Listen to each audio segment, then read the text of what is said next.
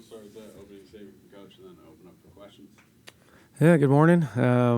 Here we go, late February, 3 games left, obviously coming off of a disappointing one against TCU. We can talk about that, I guess, a little bit more if you have some questions. But at this point for us, it's put all of our attention to Oklahoma State and then the remaining games that follow that one. Still in a decent spot, I guess, but we don't control it, and that's the disappointing part is you always want to control it if you can. So unfortunately, we don't do that at this point. We're going to need a little help for a Big 12 title, but there's still plenty on the line from seedings to double buys to NCAA tournaments implications. So anyway, yeah, like I said, we'll keep moving forward. We're still in a good place. We've worked really hard to put ourselves in this position. Have a really good Oklahoma State team coming up, so we got to put a lot of focus on that one. But other than that, yeah, feel okay, and we'll get back after it. Coach, just the art of rebounding from that, you put so much into that kind of matchup. Like you said, there's still games to play, a lot to play for. Any concerns about getting over that emotional hump to prepare for the other games still to come? No, I don't think so. And you go this league, you just you do it quite often. I guess is the you just don't have a lot of time. We actually do have more time. This is technically, I guess, our bye week, I guess, or we don't have a midweek game, so we have a little bit more time. Got to take a couple days off. Had some crazy travel getting home the other night, so that was maybe a good time. Thankfully, we don't play today. If we did play today, maybe I might be a little more worried. But we have plenty of time to kind of get over that one and make sure we get ready for the next. What happened getting home the other night? Fog. So we had to land in Charleston and then basically spend the night. So we landed at about 3:30, I think, and then found hotel rooms but couldn't get transportation. So that was a kind of a pain. The fog warning was still through the next morning at 11, and then the pilots were going to time out. So then we couldn't get back via plane. So we ended up just leaving at 11 on a bus. So I think we got back at 1:30 or 2 Monday. So just made that trip a little bit longer than it needed to be. It's not so much fun after a loss either when that's you're sitting in the Charleston airport. They do have good cookies and popcorn though. If anybody's ever there, it's pretty good. So some of us were entertained, some were sleeping, but we finally got everybody to the hotel and got 4 or 5 hours of sleep, and then got back on the bus. What's it like having this really late bye? Yeah, I don't know if I've ever had one this late. I was trying to think back. This is really, really late to kind of be having the bye, and this is where you kind of actually want rhythm a little bit, and you want to keep playing and probably find some routine. But it's what it is, so there's nothing you can do about it. So we'll use it hopefully to our advantage and get rested up and get the right mindset and fly around on Saturday when we get opportunity to take the court again.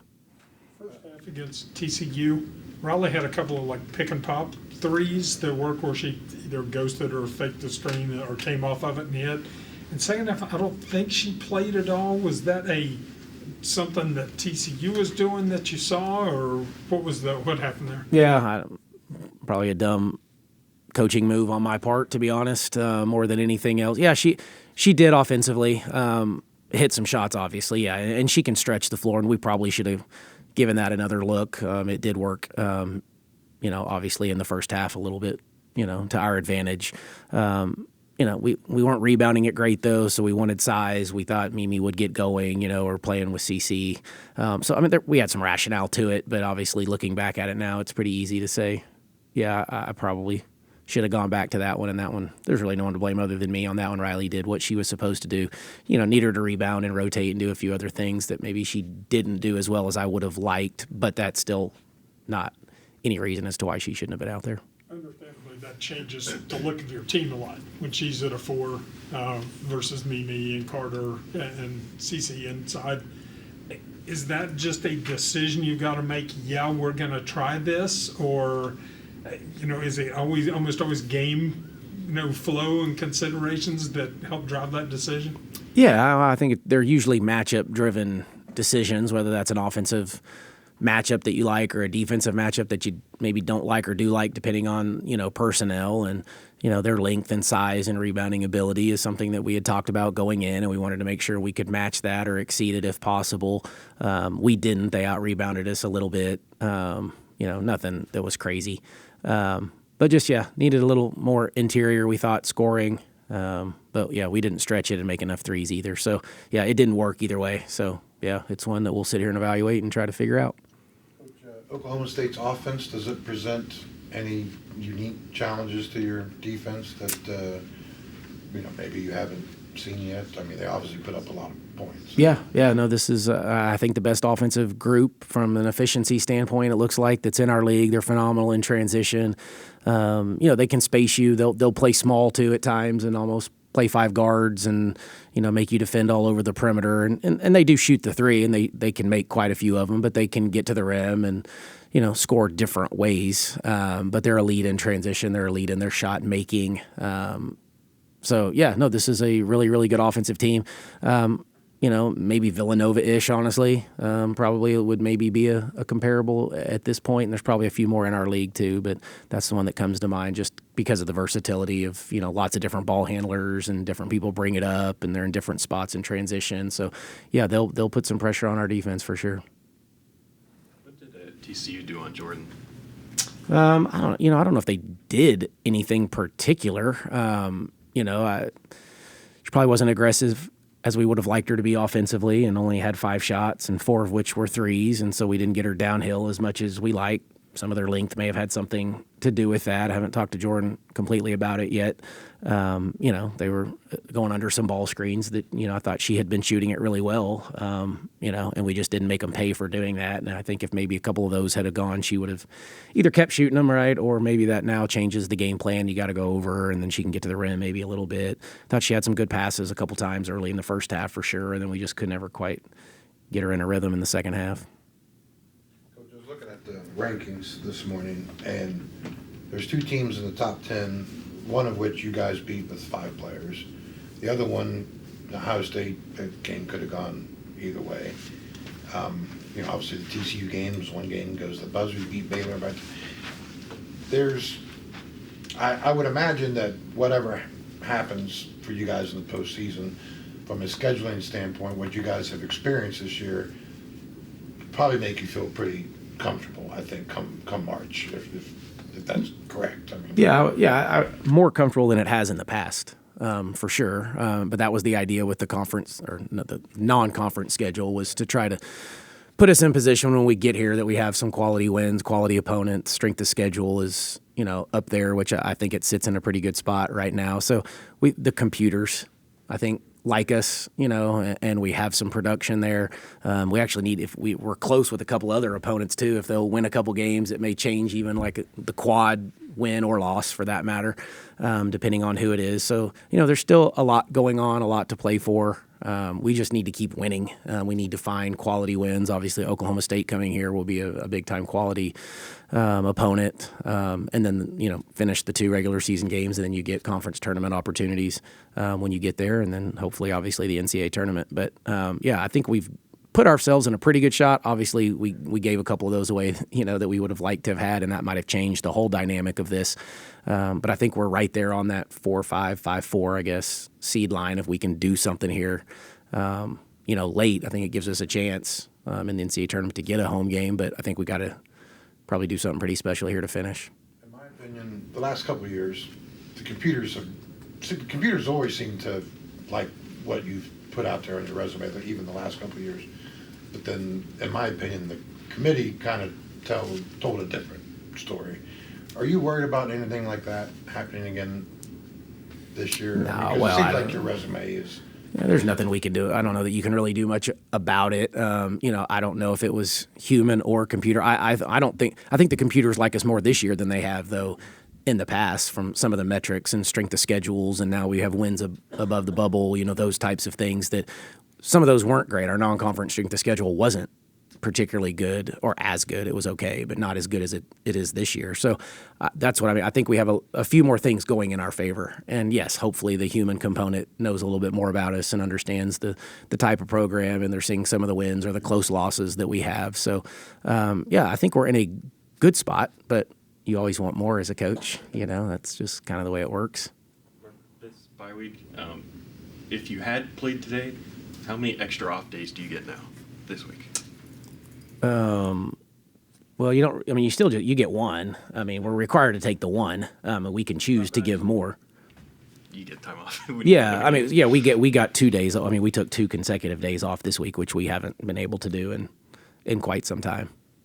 Is that what you're asking? Yeah.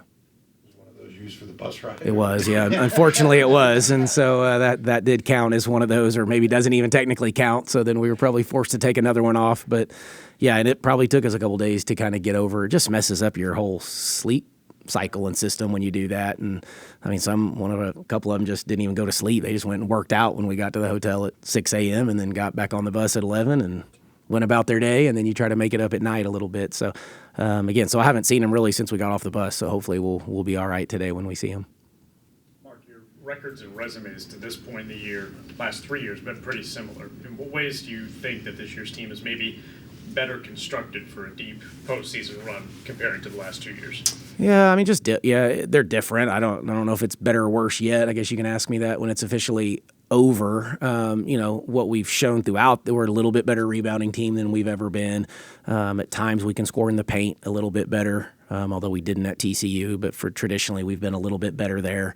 Shoot it about the same from three, although I thought as this year's going, we're getting a little bit better shooting the basketball. So just some of that versatility, I guess. You're missing a Quinterly when, at times when the game's late and you have a kid that can just kind of go take over a little bit. So we're kind of bounce that back and forth from game to game, depending on who's playing well when we get in those situations. But other than that, just some of the rebounding, that maybe just some scoring at the 4 and the 5 a little bit if that ever comes as a need. Most times we have the ability to do that.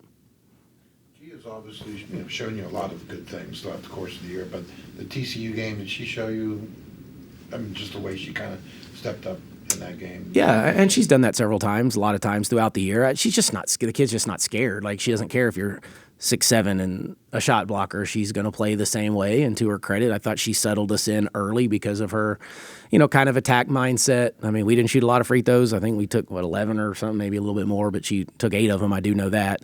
And so she was the one attacking and, like I said, settled it down just a little bit, made a 3 in that first half off of a set, that was good for her to see that go through. So, yeah, I thought offensively she settled us in a little bit just because of that no fear attitude.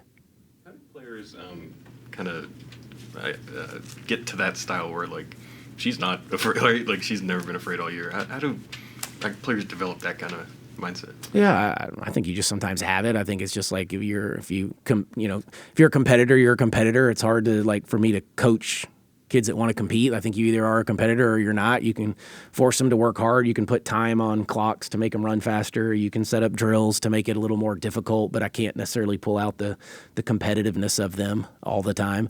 And so I just think she's probably had that. I don't know if that was a raised trait or just an internal thing that she's always had, but she's certainly not scared of a moment. I do know that about that kid. You know that when you're recruiting her, or is it until she gets here that you see a little bit? Yeah, no, you don't know to what degree, but you certainly, I think we had a pretty good idea of what we were getting in that. Thanks, Coach. One more. Cam has been your bracketologist last couple of years. Yeah, he's still doing it. How detailed are the reports that he gives? Yeah, well, it's the timeliness of the report that's pretty good. It's I think he knows exactly to the minute. He does the same thing with the AP poll. If it's probably 12 o'clock in 1 second, and he's probably clicking it to kind of see where we're at, and bracketologies, and we got the availability reports now, so he's pretty quick on.